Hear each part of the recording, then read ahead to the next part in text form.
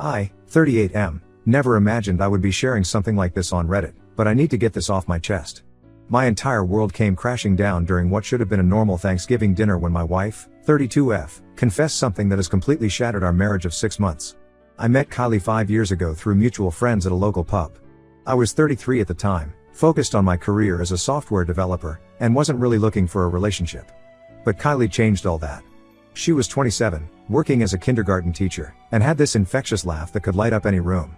We clicked instantly over our shared love of true crime documentaries and bad horror movies. Kylie came from a close-knit family. She had an older sister, Dahlia, who was married to Mike, a real estate agent. I remember clearly the first time I met them. It was at a family barbecue about 3 months into dating Kylie. Dahlia and Mike seemed like the perfect couple. They had been married for 8 years at that point, and everyone in the family looked up to their relationship. Mike and I got along well, often going golfing together or watching sports at local bars. I considered him not just a brother-in-law but a genuine friend. Our relationship progressed naturally. Kylie moved in with me after a year of dating, and we got engaged 3 years later. The proposal was at her parents' lake house, with both our families present. Everyone was thrilled, especially Dahlia, who immediately started helping with wedding plans.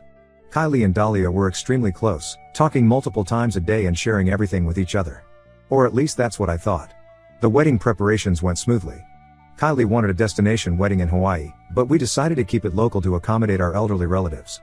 We did agree to have separate bachelor and bachelorette parties in Vegas, as it was closer and more affordable. Kylie went with Dahlia, their cousins, and some friends from work. My bachelor party was planned for the same weekend, and Mike was supposed to be there, but he called the morning of the flight claiming he had food poisoning. The wedding itself was perfect. Kylie looked beautiful walking down the aisle, and I remember thinking how lucky I was. Mike gave a heartfelt speech at the reception about welcoming me to the family. Looking back now, I feel sick thinking about how fake everything was. The first few months of marriage were great. We moved into a bigger house, started talking about having kids, and everything seemed perfect. Kylie and I both wanted 2 children, and we had even started discussing names. We were planning to start trying after the new year. Then came Thanksgiving. We were hosting this year, our first major holiday as a married couple. Kylie had been acting strange for weeks leading up to it. Initially, I attributed it to the stress of hosting. She wanted everything to be perfect. But there was something off about her behavior, especially whenever Dahlia and Mike's visit was mentioned. During dinner, I noticed the tension between Dahlia and Mike. They barely spoke to each other, and when they did, it was cold and formal, very unlike their usual loving interactions. Kylie kept giving them worried glances throughout the meal, and her hands were shaking while serving dessert. Dahlia left the table twice to make phone calls, and I overheard her crying in the bathroom at one point. After everyone left, I found Kylie in our bedroom, sitting on the edge of the bed staring at her phone. When I asked her what was wrong, she started crying. Through her sobs, she explained that Dahlia and Mike were having problems because of something that came out in their couples therapy. My stomach dropped when she added that it involved her. I sat down next to her, my mind already racing with possibilities, none of them good. She refused to look at me as she spoke. She said it happened at her bachelorette party, but claimed she didn't remember much because she was drinking heavily. When I pressed for details, she admitted to kissing Mike that night, but insisted that's all that happened. The timeline suddenly clicked in my head. Mike's mysterious illness during my bachelor party wasn't food poisoning at all. He had planned to be in Vegas with Kylie. I felt physically ill as more questions flooded my mind. How long had this been going on? Was the kiss really all that happened? Why confess now, after 6 months of marriage? Kylie kept repeating that she was drunk and it meant nothing, but something about her story didn't add up. She seemed more concerned about Dahlia finding out the full truth than about how this affected our marriage. When I pointed this out, she broke down completely and admitted there was more to the story, but she couldn't remember all the details. I couldn't stay in that house another minute. I grabbed my keys and wallet, ignoring her pleas to stay and talk it through. I've been sitting in my office parking lot for the past 2 hours, trying to make sense of everything. My phone keeps buzzing with texts and calls from Kylie, but I can't bring myself to respond. The woman I trusted most in this world, the person I planned to have children with, betrayed me with her own sister's husband. Every memory of our wedding day now feels tainted. Every family gathering we've had since then feels like a lie. How do I face any of them again? I keep thinking about Mike's speech at our wedding, about how he welcomed me to the family while knowing what he'd done. I think about all the times we hung out after that, how he looked me in the eye and acted like everything was normal. Did anyone else know? Was I the only one being fooled all this time? I honestly don't know what to do now. Do I confront Mike? Should I tell Dahlia what I suspect about there being more to the story? Is there any coming back from this kind of betrayal? Part of me wants to just pack a bag and disappear for a while, but I know that won't solve anything. I need advice on how to handle this situation without completely losing my mind. Update 1. After my last post, my world has only gotten more chaotic. I spent that first night in a hotel downtown, unable to face going home. Over the next few days, I stayed with my friend Tom, who offered his spare room while I figured things out. Kylie kept trying to contact me, sending endless texts about how sorry she was and how we could work through this. I blocked her number after the third day. I spent those first few days in a daze, barely eating or sleeping. Tom was worried enough that he took time off work to make sure I wasn't alone. I'm grateful for his support because what happened next would have been impossible to handle on my own. 4 days after Thanksgiving, I received a call from Dahlia. Her voice was shaking as she asked if we could meet. She said there were things I needed to know, things Kylie hadn't told me. We agreed to meet at a small coffee shop across town where we wouldn't run into anyone we knew. When I saw Dahlia, I barely recognized her. She looked like she hadn't slept in days, her eyes red from crying. She brought her laptop with her, and what she showed me turned my stomach. Dahlia had found text messages between Kylie and Mike dating back to January of this year, almost 10 months ago. Way before the bachelorette party, before our wedding, before everything. The messages started innocently enough, casual conversations about family events and wedding planning. But by March, they had turned flirtatious. By April, they were explicit. They had been meeting secretly whenever they could, usually when Dahlia was at her yoga classes or when I was traveling for work. They had created a shared Instagram account to communicate, thinking no one would ever find it.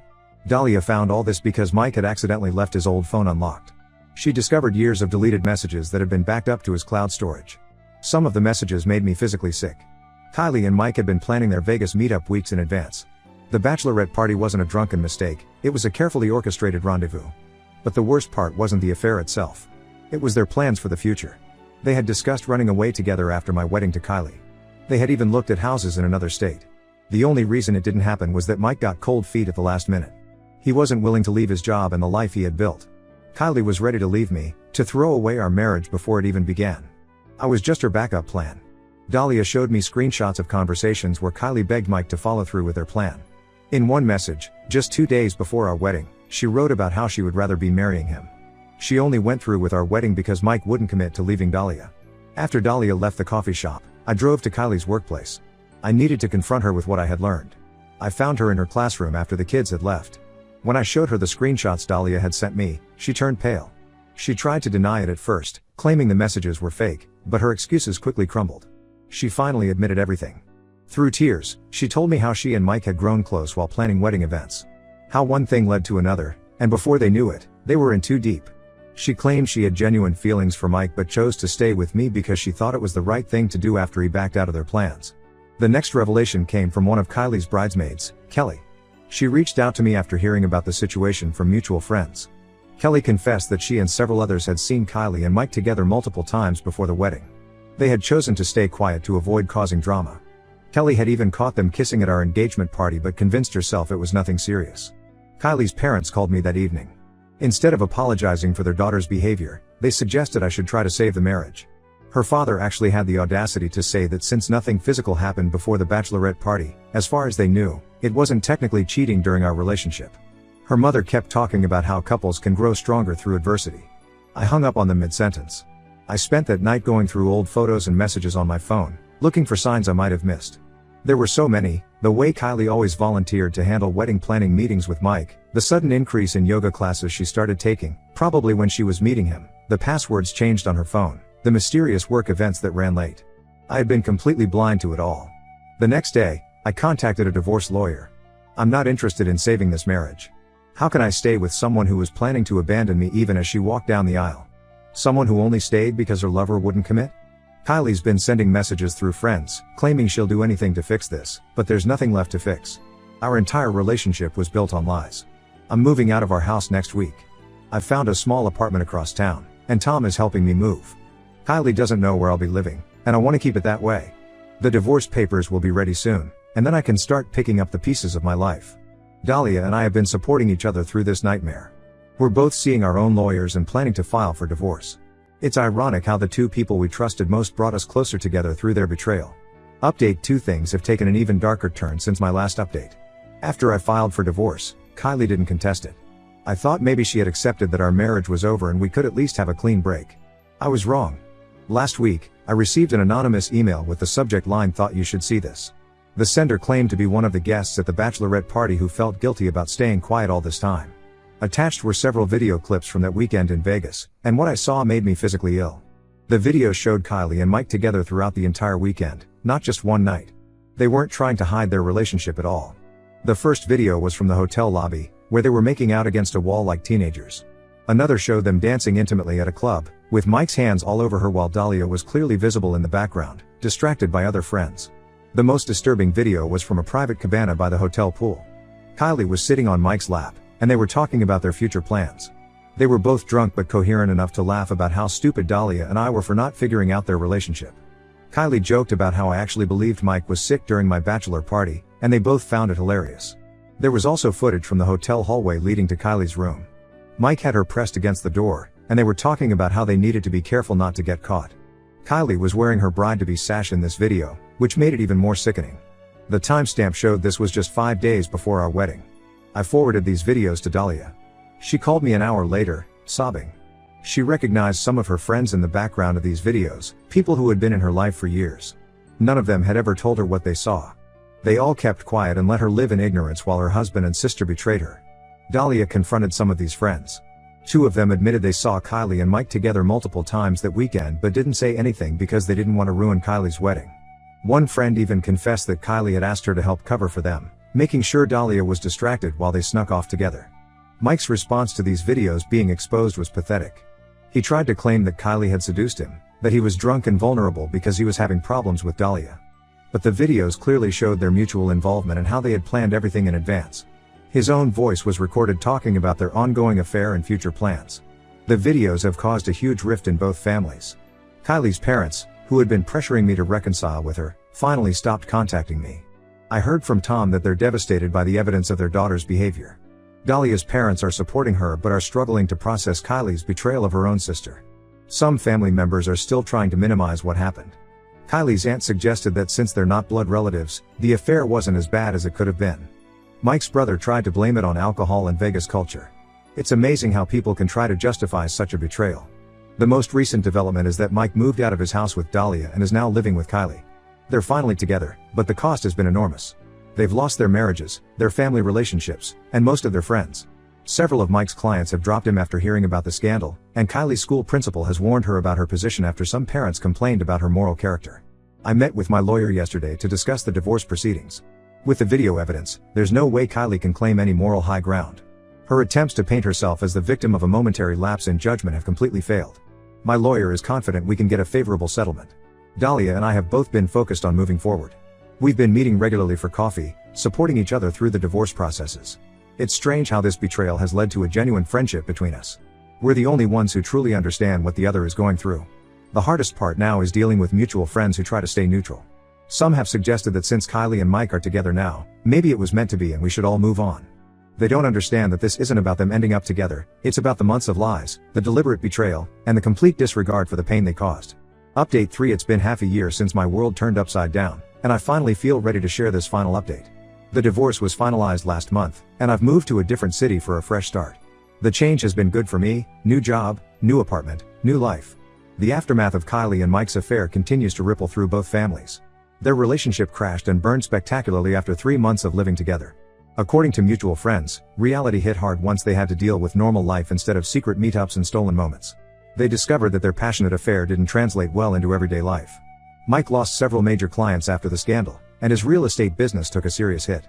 Kylie was asked to resign from her teaching position when more parents complained about her moral character. They struggled financially, leading to constant arguments.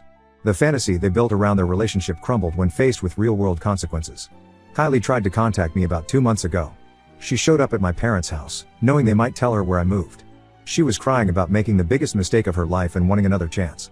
She claimed that living with Mike made her realize what she had thrown away with me. My parents told her to leave and threatened to call the police. I've since blocked her on every possible platform. Dahlia has become one of my closest friends through all this. We've helped each other navigate the pain and betrayal, sharing insights from our respective therapy sessions. She's thriving now. She got a promotion at work, started traveling, and recently began dating someone new. She's shown me that there's life after betrayal. The family dynamics have shifted significantly. Kylie and Dahlia's parents finally stopped trying to mediate the situation after the Vegas videos surfaced. They've essentially lost one daughter, as Dahlia refuses to attend any family event where Kylie might be present. Their once close-knit family is permanently fractured. Mike moved back to his hometown after things ended with Kylie. He tried to reconcile with Dahlia, sending lengthy emails about how Kylie had manipulated him and how he regretted everything. Dahlia forwarded these to her lawyer and never responded. Last I heard, he's living with his parents and trying to rebuild his real estate business in a new city. I've started dating again, taking things very slowly. My new job keeps me busy, and I've made some good friends in my new city. The experience taught me valuable lessons about trust and self-respect. While the betrayal still hurts sometimes, especially when memories pop up unexpectedly, I'm grateful it happened when it did rather than years down the line with kids involved. Some mutual friends still try to update me about Kylie. Apparently, she's struggling to date because the story of our divorce spread through our social circle. No one wants to get involved with someone who cheated with their sister's husband. She's also had trouble finding another teaching job in the area due to her reputation. The most recent development is that Kylie and Mike briefly tried to rekindle their relationship last month. It lasted exactly 2 weeks before imploding again. They discovered that their great love was built entirely on the thrill of sneaking around and betraying their spouses. Without that excitement, they had nothing in common. Looking back, I'm proud of how I handled everything. I didn't let anyone pressure me into reconciliation. I stood my ground, protected myself legally, and moved forward with dignity. For anyone going through something similar, remember that you deserve better than someone who makes you their second choice. The experience changed me, but not in the way Kylie and Mike's actions intended. Instead of breaking me, their betrayal made me stronger. I'm looking forward to the future now, grateful that I discovered their true characters before having children or building more of a life with Kylie. Sometimes losing someone who doesn't respect you is the best thing that can happen.